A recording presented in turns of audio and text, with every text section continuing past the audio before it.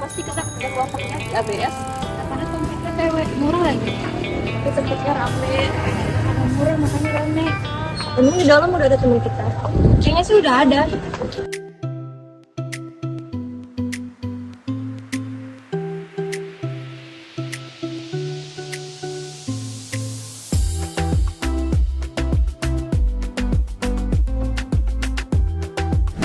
Assalamualaikum warahmatullahi wabarakatuh. Shalom, Om Swastiastu, Namo Buddhaya, Salam Kebajikan, Rahayu. Perkenalkan, saya Sepi Septiani Putri, selaku perwakilan kelompok 5 mata kuliah Manajemen Strategik jurusan Manajemen Fakultas Ekonomi dan Bisnis Universitas Palangkaraya. Saat ini saya sedang bersama dengan salah satu manajemen About Something Coffee. Boleh memperkenalkan diri dulu, Pak? Saya Biar atau Mas Beto. Saya di sini sebagai Terlalu lama-lama mungkin kita akan masuk ke proses wawancara. Saya akan memaparkan 4 pertanyaan. Namun sebelum memasuki 4 pertanyaan tersebut, boleh dijelaskan dulu Mas tentang profil About Something Coffee, mungkin mulai dari awal berdirinya hingga sampai ke filosofi About Something. Something Coffee itu berdiri dari tahun 2018, tepatnya bulan tahun 2018. Kita waktu itu pertama kali berdiri satu ruko kecil di Sisingamangaraja. 1 tahun kemudian, karena permintaan cukup membludak, akhirnya kita bikin set ke Jalan Cinyadin dengan pasar yang luas. Kemudian di tahun 2019 kita mulai bikin cabang kita bersama. Itu dari Jalan Pinus Indah sampai akhirnya kita bisa sebesar ini. Yang kita memiliki total ada 4 cabang yang terbuat samping sendiri. Sudah Oke, nah dari sekian banyak tempat nongkrong di kota Palangkaraya sendiri, kenapa pelanggan harus ke About Something Coffee dan bukan ke tempat lain? Apa satu hal yang cukup ikonik di About Something dan tidak bisa ditemukan di tempat lain? Sebenarnya nggak ada ya, hampir semuanya kita jualan sama dengan produk-produk kompetitor. Yang pasti yang jadi pembeda kita antara kita dengan coffee shop lain itu yang pertama udah sih customer relation. Jadi hubungan antara kita sama customer, berita-berita yang berbeda dengan customer itu berat. Jadi itu sih salah satu hal yang jadi pembeda. Ya, terus juga sangat lekat banget ya di About Something Coffee. Terus pertanyaan selanjutnya, bagaimana perusahaan mendefinisikan budaya perusahaan pada setiap karyawan agar menjadi standar pelayanannya yang sama bahkan saat Bapak selaku manajer itu tidak ada di rumah? Yang pasti semua sistemnya harus kita kerjakan ya dalam membangun sebuah coffee shop, dari yang paling sederhana sampai yang paling kompleks dan sederhana saja. Kemudian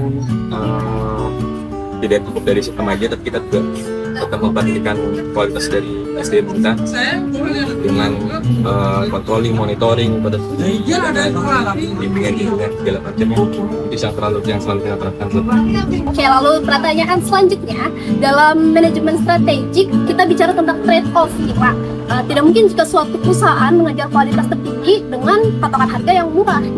Lalu di titik mana About Something Coffee mengorbankan idealisme kopi atau namanya komitmen kualitas pada kopi tersebut demi menjaga margin profit tetap masuk akal, dan apakah Bapak selaku manajer ketika bahan baku tersebut naik atau melonjak seperti kopi, susu, dan harga lainnya, apakah bagaimana sistem dalam perusahaan kopi ini agar harga itu tetap terjangkau, tetap normal, tidak ada kenaikan? Yang pasti yang harus kita kuasain yang pertama dari supply chain manajemen kita ya. Kita sudah lumayan rapi untuk di bagian supply chain. Rantai pasokan kita langsung diambil dari distributor, bahkan beberapa kita ambil langsung dari suppliernya langsung. Terus kalau untuk kualitasnya pasti kita akan mengorbankan margin dulu sebenarnya sebelum kita menaikkan harga. Kemudian ketika naiknya ugal-ugalan di luar dari kuantiti kita, barulah kita biasanya mencari alternatif lain. Alternatifnya ada 2 biasanya yang kita lakuin, antara menaikkan harga atau kita mencari alternatif bahan baku yang hampir serupa. Dan About Something Coffee ini sendiri sangat murah di kantong pelajar gitu ya Pak? Yeah. Jadi kayak semakin hari semakin ramai. Yeah. Oke, kita masuk ke pertanyaan yang terakhir.